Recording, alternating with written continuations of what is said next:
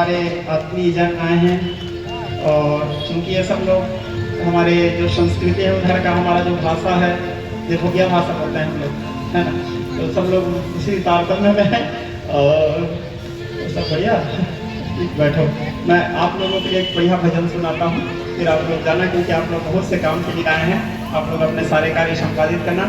हमारे क्षेत्रीय तटवर्ती प्रदेश है जहाँ पश्चिम उड़ीसा, तो जहाँ माता समलेश्वरी भाषमान है, तो एक उड़िया भजन, ठीक है दशरथ जी। उसका बाकी को देखो मैं सुनाऊंगा। देखो में कथा है, ठाकुर जी पता चला, हाँ तैयारी करना है फिर, ठीक है।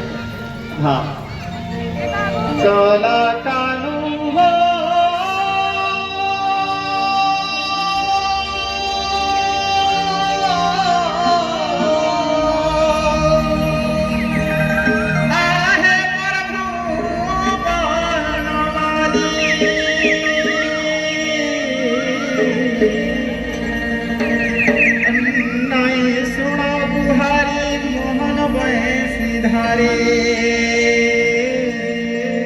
अपर घोड़ा की डाकी